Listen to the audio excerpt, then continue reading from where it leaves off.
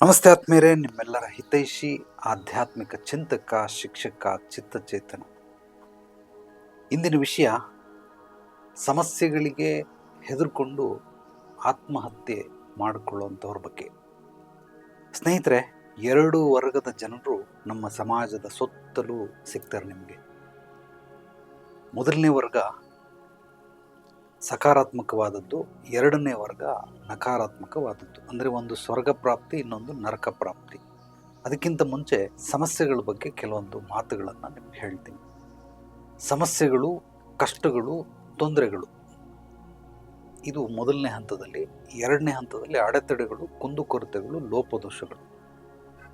ಇನ್ನು ಮೂರನೇ ಹಂತದಲ್ಲಿ ರೋಗಗಳು, ಕಾಯಿಲೆಗಳು. ಈ ಮೂರೂ ಹಂತಗಳಲ್ಲೂ ಮನುಷ್ಯನಿಗೆ ಹುಟ್ಟದಾಗಲಿಂದ ಸಾಯೋವರೆಗೂ ಇದೆಲ್ಲವೂ ಕೂಡ ಕಟ್ಟಿಟ್ಟ ಬುತ್ತಿ. ಅಂದರೆ ನನ್ನ ನೆರಳು ಹೇಗೆ ನನ್ನ ಯಾವಾಗಲೂ ಜೊತೆಯಲ್ಲೇ ಇರುತ್ತೆ, ಅದೇ ರೀತಿ ಈ ಮೂರು ಭಾಗಗಳು, ಕಷ್ಟಗಳು, ಸಮಸ್ಯೆಗಳು, ತೊಂದರೆಗಳು, ಅಡೆತಡೆಗಳು, ಕುಂದುಕೊರತೆಗಳು, ಲೋಪದೋಷಗಳು, ರೋಗಗಳು, ಕಾಯಿಲೆಗಳು, ಇದು ನನ್ನ ನೆರಳಿದ್ದಂಗೆ. ಇದು ಬಿಟ್ಟು ಹೋಗೋದಕ್ಕೆ ಸಾಧ್ಯವೇ ಇಲ್ಲ. ಇದನ್ನು ಮೊದಲು ತಿಳ್ಕೊಂಬಿಡಿ. ಸಮಸ್ಯೆಗಳಿಂದ ಹೆದರು ಓಡೋಗುವಂಥ ಅವಶ್ಯಕತೆ ಇಲ್ಲವೇ ಇಲ್ಲ. ಆದರೂ ಎರಡು ವರ್ಗದ ಜನಗಳು ನಮ್ಮ ನಡುವೆ ಬದುಕ್ತಾರೆ. ಮೊದಲನೇ ವರ್ಗದವರು ನಕಾರಾತ್ಮಕವಾದ ವರ್ಗ. ಈ ವರ್ಗದವರು ಉದ್ದೇಶ ಏನು ಅಂದರೆ, ಸಮಸ್ಯೆಗಳು ಬಂತು ಅಂದರೆ ಆ ಸಮಸ್ಯೆಗಳು ಒಂಥರ ಕ್ಯಾನ್ಸರ್ ಇದ್ದಂಗೆ. ಫಸ್ಟ್ ಸ್ಟೇಜಲ್ಲಿ ನಮಗೆ ಗೊತ್ತೇ ಆಗೋದಿಲ್ಲ ಸಮಸ್ಯೆಗಳಿದ್ದಾವೆ ಅಂತ. ಸೆಕೆಂಡ್ ಸ್ಟೇಜಲ್ಲಿ ಗೊತ್ತಾಗುತ್ತೆ. ಅದಕ್ಕೆ ಟ್ರೀಟ್ಮೆಂಟ್ ತಗೊಳ್ಬೇಕಂದ್ರೆ ಮಾತ್ರೆಗಳ ಔಷಧೋಪಚಾರವನ್ನು ಮಾಡಬೇಕಾಗುತ್ತೆ. ಥರ್ಡ್ ಸ್ಟೇಜ್ಗೆ ಏನಾದರೂ ಹೋದರೆ ಅದನ್ನು ಆಪ್ರೇಷನ್ ಮಾಡಿ ಸಾರು ಮಾಡಬೇಕಾಗುತ್ತೆ. ಫೋರ್ತ್ ಸ್ಟೇಜ್ಗೆ ಏನಾದರೂ ಹೋಗ್ಬಿಟ್ರೆ ಡಾಕ್ಟ್ರು ಅದನ್ನು ಆಪ್ರೇಷನ್ ಮಾಡೋದಿಲ್ಲ. ಇರೋಷ್ಟು ದಿವಸ ಚೆನ್ನಾಗಿ ನೋಡ್ಕೊಳ್ಳಿ ಅಂತ ಅಂದ್ಬಿಟ್ಟು ಬಿಟ್ಬಿಡ್ತಾರೆ. ಅವರು ಟ್ರೀಟ್ಮೆಂಟು ಕೊಡೋದಿಲ್ಲ, ಆಪ್ರೇಷನ್ನು ಮಾಡೋದಿಲ್ಲ. ಏನೋ ಅವ್ರ ಸಮಾಧಾನಕ್ಕೆ ಒಂದಷ್ಟು ಮಾತ್ರೆಗಳು, ಒಂದಷ್ಟು ಏನೋ ಔಷಧೋಪಚಾರಗಳು ಮಾಡಿ ಅಂತ ಮಾಡ್ತಾರೆ. ಅದು ಉಪಯೋಗ ಬರೋದಿಲ್ಲ, ಸಮಾಧಾನಕ್ಕೋಸ್ಕರ ಕೊಡ್ತಾರೆ. ಆದ್ದರಿಂದ ಈ 4 ಹಂತಗಳಲ್ಲಿ ಸಮಸ್ಯೆಗಳು ಮನುಷ್ಯನನ್ನು ಕಾಡ್ತವೆ. ಕೆಲವರು ಏನು ಮಾಡ್ತಾರೆ, ಸಮಸ್ಯೆಗಳು ಫೋರ್ತ್ ಸ್ಟೇಜ್ಗೆ ಹೋಗ್ಬಿಟ್ಟಿರುತ್ತೆ ಅಥವಾ ಥರ್ಡ್ ಸ್ಟೇಜಲ್ಲಿ ಇರುತ್ತೆ, ಕೆಲವ್ರಿಗೆ ಸೆಕೆಂಡ್ ಸ್ಟೇಜಲ್ಲೇ ಇರುತ್ತೆ. ಆದರೆ ಈ ಯಾವುದೇ ಹಂತದಲ್ಲಿ ಇದ್ದರೂ ಕೂಡ ಮನುಷ್ಯ ಏನು ಮಾಡ್ತಾನೆ, ಸಮಸ್ಯೆಗಳಿಗೆ ಹೆದರಿ ಕೆಲವ್ರು ಏನು ಮಾಡ್ತಾರೆ, ಮೊದಲನೇ ಪಯಣ ಓಡೋಗ್ಬಿಡ್ತಾರೆ. ಅಂದರೆ ತಲೆ ಮರೆಸ್ಕೊಳ್ಳೋವಂಥ ಕೆಲಸ ಮಾಡ್ತಾರೆ. ಈ ಮೊದಲನೇ ವರ್ಗದಲ್ಲಿ ಯಾವ್ಯಾವ ರೀತಿ ಸ್ವಭಾವದವ್ರು ಇರ್ತಾರೆ ಅನ್ನೋದನ್ನು ನಿಮಗೆ ತಿಳಿಸ್ತಾ ಇದ್ದೀವಿ. ಮೊದಲನೇವ್ರು ಏನು ಮಾಡ್ತಾರೆ, ಸಮಸ್ಯೆಗಳಿಗೆ ಹೆದರ್ಕೊಂಡು, ಅದು ಸೆಕೆಂಡಲ್ಲಿರ್ಬೋದು, ಥರ್ಡಲ್ಲಿರ್ಬೋದು, ಫೋರ್ತ್ ಸ್ಟೇಜಲ್ಲಿ ಇರ್ಬೋದು, ಓಡೋಗ್ಬಿಡ್ತಾರೆ, ತಲೆ ಮರೆಸ್ಕೊಳ್ತಾರೆ. ಎರಡನೇವ್ರು ಏನು ಮಾಡ್ತಾರೆ, ಮೌನವಾಗಿಬಿಡ್ತಾರೆ. ಸುಮ್ಮನೆ ಕುತ್ಕೊಂಡು ಏನೂ ಮಾತಾಡಲ್ಲ, ರಿಯಾಕ್ಷನ್ನೇ ಇಲ್ಲ, ಕಂಪ್ಲೀಟ್ ಡೆಡ್ ಸೈಲೆಂಟ್. ಅವ್ರಿಗೆ ನೀವು ಬೈರಿ, ಒಡಿರಿ, ಏನೇ ಮಾಡಿದ್ರು ಅವ್ರ ಕಡೆಯಿಂದ ಏನೂ ರಿಯಾಕ್ಷನ್ನೇ ಇಲ್ಲ. ಒಂದೇ ಒಂದು ರಿಯಾಕ್ಷನ್, ಅದು ಕೇವಲ ಮೌನ ಮಾತ್ರ. ಇನ್ನು ಮೂರನೇ ವರ್ಗದವ್ರು ಏನು ಮಾಡ್ತಾರೆ, ಆತ್ಮಹತ್ಯೆ ಮಾಡ್ಕೊಳ್ತಾರೆ. ನಾಲ್ಕನೇ ವರ್ಗದವರು ಅಂದರೆ ಈ ಒಂದು ಸ್ಟೇಜಲ್ಲಿರುವಂಥವ್ರು, ನಕಾರಾತ್ಮಕದ ವರ್ಗದಲ್ಲಿರುವಂಥವ್ರು, ನಾಲ್ಕನೇ ಸ್ವಭಾವದವರು. ಇವ್ರೇನು ಮಾಡ್ತಾರೆ, ಕೊರಗ್ತಾರೆ, ಮೊರಗ್ತಾರೆ. ಅಯ್ಯೋ ನನಗೆ ಹಿಂಗಾಗೋಯ್ತು, ಈ ಥರ ಆಗೋಯ್ತು, ಅವನು ಹಂಗೆ ಮಾಡಿಬಿಟ್ಟ, ಇವನು ಹಿಂಗೆ ಮಾಡ್ಬಿಟ್ಟ, ಇವಳು ಹಿಂಗೆ ಮಾಡ್ಬಿಟ್ಲು, ಹಾಗೆ ಹೀಗೆ ಅಂತೇಳಿ ಬರೀ ಈ ಸುತ್ತಮುತ್ತ ಇರೋವಂಥವ್ರ ಮೇಲೆಲ್ಲ ಕಂಪ್ಲೇಂಟ್ ಮಾಡಿಕೊಂಡು, ಚಾಡಿ ಹೇಳ್ಕೊಂಡು, ತಲೆ ಚೆಚ್ಕೊಂಡು ಬರೀ ಕೊರಗುವಂಥವ್ರು, ಗೋಳಾಡೋವಂಥವ್ರು. ಇವ್ರದ್ದೊಂಥರ ವಿಚಿತ್ರ ಜೀವನ. ಆ ಗೋಳಾಡುವಂಥ ರೀತಿ ನೀತಿ ನೋಡಿದ್ರೆ ಸಮಸ್ಯೆಗಳೇ ಹೆದರ್ಕೊಂಡು ಓಡೋಗ್ಬಿಡ್ಬೇಕು. ಆ ರೀತಿ ಗೋಳಾಡ್ಕೊಂಡಿರ್ತಾರೆ. ಓಡೋಗೋದಿಲ್ಲ ಅದು, ಬಟ್ ಆ ರೀತಿ ಸಮಸ್ಯೆಗಳಿಗೂ ಬೇಜಾರಾಗ್ಬಿಡ್ತಾವೆ. ಆ ರೀತಿ ಮಾಡ್ಬಿಡ್ತಾರೆ, ಬರೀ ಕೊರಗುವಂಥ ಒಂದು ವರ್ಗದವರು. ಇವರಿಷ್ಟು ಕೂಡ ನಕಾರಾತ್ಮಕದ ಚಿಂತೆ ಮಾಡುವಂಥ ವರ್ಗದವರು. ಸಮಸ್ಯೆಗಳಿಗೆ ಹೆದರ್ಕೊಂಡು ಓಡೋಗುವಂಥವ್ರು ಈ ರೀತಿ ಇರ್ತಾರೆ. ಇನ್ನು ಸಮಸ್ಯೆಗಳಿಗೆ ಇನ್ನೊಂದು ವರ್ಗದವರು ಹೇಗೆ ರಿಯಾಕ್ಷನ್ ಮಾಡ್ತಾರೆ ಅಂತ, ಇವರು ಸಮಸ್ಯೆಗಳನ್ನು ಮೊದಲು ಸ್ವೀಕರಿಸ್ತಾರೆ. ಅಂದರೆ ನನಗೆ ಈ ಸಮಸ್ಯೆ ಬಂದಿದೆ ಅನ್ನೋದನ್ನು ಸ್ವೀಕರಿಸ್ತಾರೆ. ಇದು ಅತ್ಯದ್ಭುತವಾದಂತಹ ಕೊಡುಗೆ. ನಾನು ಇದನ್ನು ವರ ಅಂತ ತಿಳ್ಕೊಳ್ತೀನಿ. ಈಗ ಯಾರಾದರೂ ಬಂದು ಬಾಗಿಲು ತಟ್ಟಿದ್ರೆ, ನೀವೇ ಯಾರ್ದೋ ಮನೆಗೆ ಹೋಗಿ ಬಾಗಿಲು ತಟ್ಟಿದ್ರೆ, ಬಾಗಿಲು ತೆಗೆದ್ರೆ ಅದೊಂದು ರೆಸ್ಪೆಕ್ಟ್. ನೀವು ಬಂದು ಬಾಗಿಲು ತಟ್ಟಿದ್ರೆ ಅದು ಓಪನ್ ಆಯಿತು, ಅದಾದಮೇಲೆ ಮಾತುಕತೆ. ಬಟ್ ಬಾಗಿಲೇ ತೆಗಿಲಿಲ್ಲ ಅಂದರೆ ಹೇಗೆ ಕಮ್ಯುನಿಕೇಟ್ ಆಗೋದು? ಒಂದು ಸಲ ಬೆಲ್ ಮಾಡಿದ್ರಿ, 2 ಸಲ ಬೆಲ್ ಮಾಡಿದ್ರಿ, 3 ಸಲ ಬೆಲ್ ಮಾಡಿದ್ರಿ, ಅದಾದಮೇಲೆ ನಿಮ್ಗೆ ಬೇಸರ ಆಗಿ ಒಂದು 5 ನಿಮಿಷ ಕುಂತಿದ್ದು ಆಮೇಲೆ ಹೋಗ್ಬಿಡ್ತೀರಿ ವಾಪಸ್ಸು. ಅದೇ ರೀತಿಯೇ ಸಮಸ್ಯೆಗಳನ್ನು ಮೊದಲು ಸ್ವೀಕರಿಸೋದನ್ನು ಕಲಿಬೇಕು. ನನಗೆ ಏನೋ ಒಂದು ಸಮಸ್ಯೆ ಬಂದಿದೆ, ಆ ಸಮಸ್ಯೆ ಅಕ್ಸೆಪ್ಟ್ ಮಾಡ್ಕೊಂಬಿಡ್ಬೇಕು. ನನಗೆ ಬಂದಿದೆ ಅನ್ನೋದನ್ನ ನೀವೇನಾದರೂ ಸ್ವೀಕರಿಸ್ಬಿಟ್ರೆ ನಿಜವಾಗ್ಲೂ ಪರಿಹಾರಗಳು ಯಾವುದೋ ಒಂದು ರೂಪದಲ್ಲಿ ನಿಮ್ಮ ಕಣ್ಮುಂದೆ ಪ್ರತ್ಯಕ್ಷವಾಗುತ್ತೆ. ಕೆಲವರು ಅದನ್ನ ಸ್ವೀಕರಿಸೋದಿಲ್ಲ, ರಿಜೆಕ್ಟ್ ಮಾಡ್ತಾರೆ. ಅಯ್ಯೋ ನನಗೆ ಈ ಥರ ಬಂದ್ಬಿಡ್ತಾ, ನಾನು ಹಿಂಗಾಗ್ಬಿಟ್ನ, ನನಗೆ ಯಾರೋ ಮೋಸ ಮಾಡಿಬಿಟ್ರ, ಸಾಧ್ಯವೇ ಇಲ್ಲ ಮೋಸ ಆಗ್ಬಿಟ್ಟಿದ್ದಾನೆ, ಈಗ ಮೋಸ ಆಗೋದಕ್ಕೆ ಸಾಧ್ಯವೇ ಇಲ್ಲ ಅಂತಂದ್ರೆ ಏನರ್ಥ? ಆದ್ರಿಂದ ಸಮಸ್ಯೆ ಬಂದಿದೆ, ಅದನ್ನ ಸ್ವೀಕರಿಸೋದನ್ನು ಕಲಿಬೇಕು. ಇದು ಫಸ್ಟ್ ಪಾಯಿಂಟ್, ಚೆನ್ನಾಗಿ ತಿಳ್ಕೊಂಬಿಡಿ. ಒಂದು ವರ್ಗದವರು ಸೂಸೈಡ್ ಮಾಡ್ಕೊಳ್ಳೋಂಥವ್ರು, ಕೊರಗೋರು, ಮೌನವಾದಂಥವ್ರು, ಓಡೋದವರು, ಆತ್ಮಹತ್ಯೆ ಮಾಡ್ಕೊಳೋರು, ಇವರೆಲ್ಲ ನಕಾರಾತ್ಮಕದ ಹಾದಿ ಹಿಡಿದಂಥವ್ರು.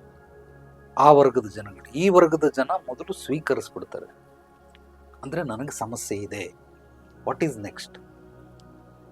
ಪ್ರತಿಯೊಬ್ಬ ಮನುಷ್ಯನಿಗೆ ಒಂದು ಬ್ರಹ್ಮರಹಸ್ಯ ಏನು ಭಗವಂತ ನೀಡಿರೋದು ಅಂತಂದ್ರೆ ಮುಂದೇನು. ಇದು ಅತ್ಯದ್ಭುತವಾದ ದಿವ್ಯೌಷಧ, ಇದೊಂದು ಅತ್ಯದ್ಭುತವಾದ ದಿವ್ಯ ಪರಿಹಾರ ಮಾರ್ಗ. ಇದು ವಾಟ್ ಈಸ್ ನೆಕ್ಸ್ಟ್, ಮುಂದೇನು ಸ್ವೀಕರಿಸಿದ ಮೇಲೆ ಮುಂದೇನು ಅಂತಂದ್ರೆ ಅದು ಆಟೋಮೆಟಿಕ್ ಆಗಿ ಅದರಿಂದ ನಿಮಗೆ ಪರಿಹಾರಗಳು ಸಿಗೋದಕ್ಕೆ ಶುರುವಾಗುತ್ತೆ. ಇವರು ಮೊದಲು ಸ್ವೀಕರಿಸಿರ್ತಾರೆ, ಎರಡನೇ ಹಂತದಲ್ಲಿ ಅದಕ್ಕೆ ಪರಿಹಾರಗಳನ್ನು ಅವರೇ ಮಾಡ್ಕೊಳ್ಳೋದಕ್ಕೆ ನೋಡ್ತಾರೆ. ಅವ್ರ ಕೈಯಲ್ಲಿ ಸಾಧ್ಯವಾಗಲಿಲ್ಲ ಅಂದರೆ ಯಾರು ವೃತ್ತಿಪರರಿರ್ತಾರೆ, ಪ್ರೊಫೆಷನಲಿಸ್ಟ್, ಅವ್ರ ಹತ್ರ ಹೋಗಿ ಅವ್ರ ಹತ್ರದಿಂದ ಪರಿಹಾರ ಮಾಡ್ಕೊಳ್ತಾರೆ. ಅವರು ಸ್ನೇಹಿತರಾಗಿರ್ಬೋದು, ಕುಟುಂಬದವರಾಗಿರ್ಬೋದು, ಅಥವಾ ಯಾವುದೋ ಒಂದು ವೃತ್ತಿಲಿರೋಂಥವ್ರು ಆಗಿರ್ಬೋದು. ಉದಾಹರಣೆಗೆ ಡಾಕ್ಟ್ರು, ಲಾಯರು, ಪೊಲೀಸ್ನವರು, ಜಡ್ಜು, ಯಾರೋ ಒಂದಷ್ಟು ಜನ ಮೋಟಿವೇಶನ್ ಸ್ಪೀಕರು, ಮಾರ್ಗದರ್ಶಕರು, ಅಡ್ವೈಸರ್ ಅಂತ ಇರ್ತಾರೆ. ಕೆಲವರು ದೈವಕ್ಕೆ ಮೊರೆ ಹೋಗ್ತಾರೆ, ಕೆಲವರು ವೃತ್ತಿಪರರಿಗೆ ಮೊರೆ ಹೋಗ್ತಾರೆ. ದೈವಕ್ಕೆ ಮೊರೆ ಹೋಗುವಂಥವ್ರು ಮತ್ತು ಕೆಲವರು ಆಧ್ಯಾತ್ಮಿಕಕ್ಕೆ ಮೊರೆ ಹೋಗುವಂಥವ್ರು, ಅಂದರೆ ಗುರುಗಳು, ಯಾರೋ ಸ್ವಾಮೀಜಿಗಳು, ಇಂಥವ್ರ ಹತ್ರ ಹೋಗಿ ಯಾವುದೋ ಒಂದು ಪರಿಹಾರಗಳನ್ನು ಕಂಡುಕೊಳ್ತಾರೆ. ಅದಿರಲಿ, ಅದೊಂದು ಹಾದಿ. ಅಂದರೆ ಅವರು ಮೊದಲು ಸ್ವೀಕರಿಸಿದ ನಂತರ ಏನೇನು ಮಾಡ್ತಾರೆ ಈ ವರ್ಗದವರು ಅಂತ ಹೇಳ್ತಾ ಇದ್ದೀನಿ. ಎರಡನೇದಾಗಿ ಆ ಸಮಸ್ಯೆಗಳನ್ನು ಮೊದಲು ಇವರು ಒಂದು ಅವಕಾಶಗಳನ್ನಾಗಿ ದೃಷ್ಟಿಯನ್ನು ನೀಡ್ತಾರೆ ಅಥವಾ ನೆಡ್ತಾರೆ.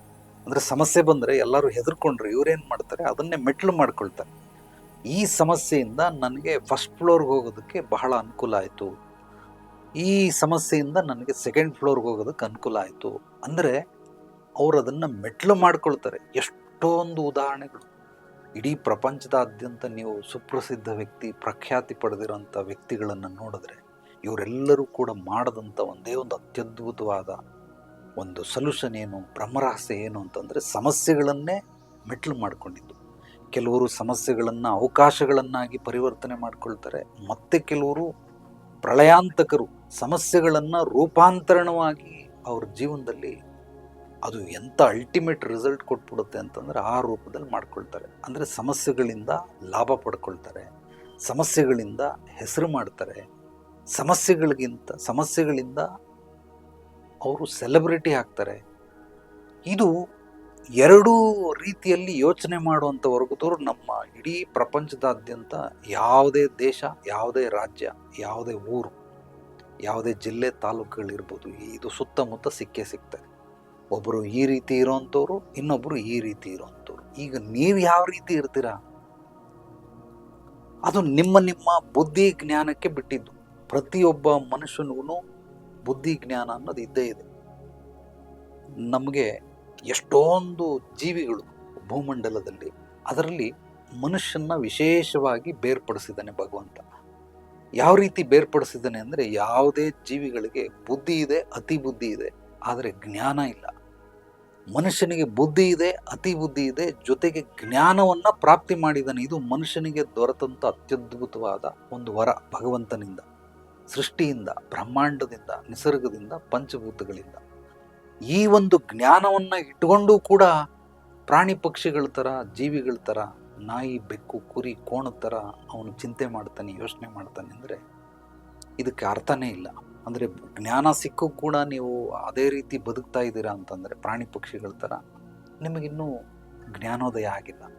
ಅಂದರೆ ಬುದ್ಧಿ ಮಾತ್ರ ಇದೆ ಪ್ರಾಣಿ ಪಕ್ಷಿಗಳ ಥರ, ಆದರೆ ಜ್ಞಾನವನ್ನು ನೀವು ಇನ್ನೂ ಅಕ್ಸೆಪ್ಟೇ ಮಾಡಿಲ್ಲ, ನನಗೆ ಜ್ಞಾನ ಇದೆ ಅಂತ. ಯಾವಾಗ ಮನುಷ್ಯನಿಗೆ ಇದು ಅಕ್ಸೆಪ್ಟ್ ಆಗಲ್ಲ, ಅವನು ನರಕದಲ್ಲೇ ಇರ್ತಾನೆ ಪಾಪ. ಅವನು ಯಾವುದೇ ರೀತಿ ಸುಖವನ್ನು ಪಡೋದಿಲ್ಲ. ಎಲ್ಲರೂ ಮುಟ್ಟಾಳರು, ಕೆಲವರು ಸತ್ತ ಮೇಲೆಲ್ಲೋ ಸ್ವರ್ಗಕ್ಕೆ ಹೋಗ್ತೀನಿ, ಸತ್ತ ಮೇಲೆಲ್ಲೋ ನರಕಕ್ಕೆ ಹೋಗ್ತೀನಿ ಅಂತ ಅನ್ಕೊಂಡಿರ್ತಾರೆ. ಯಾವುದು ಸ್ವರ್ಗ ನರಕ ಅಂತ ಮೇಲೆಲ್ಲೋ ಇಲ್ಲ. ಇದೇ ಅತ್ಯದ್ಭುತವಾಗಿರುವಂಥ ಸ್ವರ್ಗ. ಹುಟ್ಟುಬಿಟ್ಟಿದ್ದೀರಿ, ಸಾಯೋವರೆಗೂ ನಾನು ಏನೇನನ್ನು ನೋಡ್ತೀನಿ, ಕೆಟ್ಟದ್ದು ನೋಡಿದ್ರೆ ನರಕ, ಒಳ್ಳೆಯದು ನೋಡಿದ್ರೆ ಸ್ವರ್ಗ. ಆದ್ದರಿಂದ ಈ ಎರಡೂ ವರ್ಗದಲ್ಲಿ ನೀವು ಯಾವ ವರ್ಗಕ್ಕೆ ಸೇರಿದಂಥ ಜನ ಕಾಮೆಂಟ್ ಮಾಡಿ. ನಿಮ್ಮ ಮನಸ್ಥಿತಿ ಅಂದರೆ ದೃಷ್ಟಿಕೋನ ನಕಾರಾತ್ಮಕದ ಕಡೆ ಇದೆಯಾ, ಸಕಾರಾತ್ಮಕದ ಕಡೆ ಇದೆಯಾ, ಯಾವ ಕಡೆ ಇದೆ? ಒಬ್ಬರು ಸಮಸ್ಯೆಗಳಿಗೆ ಹೆದರಿ ಏಡಿ ಆದಂಥವ್ರು, ಇನ್ನೊಬ್ಬರು ಸಮಸ್ಯೆಗಳನ್ನು ಅವಕಾಶಗಳನ್ನಾಗಿ ಮಾಡಿಕೊಂಡು, ಮೆಟ್ಲುಗಳನ್ನಾಗಿ ಮಾಡಿಕೊಂಡು ದಡ ಸೇರಿದಂಥವ್ರು, ಅವರು ಗುರಿ ಮುಟ್ಟಿದಂಥವ್ರು, ಅಭಿವೃದ್ಧಿ ಸಮೃದ್ಧಿನೂ ಕಾಣ್ತಾರೆ, ಯಶಸ್ಸು ಕೀರ್ತಿ ಗಳಿಸ್ತಾರೆ, ಗುರಿ ಸಾಧನೆಯನ್ನು ಮಾಡ್ತಾರೆ. ಆದರೆ ಇವರು ಅಂತಿಮದಲ್ಲಿ ಇವ್ರಿಗೆ ರಿಸಲ್ಟ್ ಏನು? ಇವರಿಗೆ ನರಕ ಯಾತನೆ, ಮನೋಯಾತನೆ, ದೈಹಿಕ ಯಾತನೆ, ಕುಟುಂಬ ಯಾತನೆ, ಇಡೀ ಜೀವನನೇ ಅವ್ರಿಗೆ ಯಾತನೆ. ಕಾರಣ ಏನು ಅಂದರೆ ಅವರು ಅಕ್ಸೆಪ್ಟ್ ಮಾಡಿಕೊಂಡಿಲ್ಲ, ಸಮಸ್ಯೆಗಳನ್ನು ಅಕ್ಸೆಪ್ಟ್ ಮಾಡಲಿಲ್ಲ, ಸಮಸ್ಯೆಗಳಿಗೆ ಹೆದರಿ ಬೆನ್ನು ತೋರಿಸಿ ಓಡುವುದಂತ ಕೆಲವರು ಮೂರ್ಖರು. ಇಂಥವ್ರನ್ನ ಹೇಡಿಗಳು ಅಂತ ಕರೀತಾರೆ. ಎಷ್ಟೊಂದು ಜನ ಪ್ರಾಣ ಕಳ್ಕೊಂಡವ್ರೆ, ಎಷ್ಟೊಂದು ಜನ ಊರು ಬಿಟ್ಟು ಹೋಗ್ಬಿಟ್ಟವ್ರೆ, ಎಷ್ಟೊಂದು ಜನ ಹುಚ್ಚರಾಗ್ಬಿಟ್ಟವ್ರೆ, ಎಷ್ಟೊಂದು ಜನ ಮೌನವಾಗ್ಬಿಟ್ಟವ್ರೆ. ಏನು ಮಾತಿಲ್ಲ, ಕತೆ ಇಲ್ಲ. 1 ವರ್ಷ 2 ವರ್ಷ ಮೌನವಾಗಿದ್ದು ಅವನು ಕೂಡ ರೈಟ್ ಹೇಳ್ಬಿಡ್ತಾನೆ.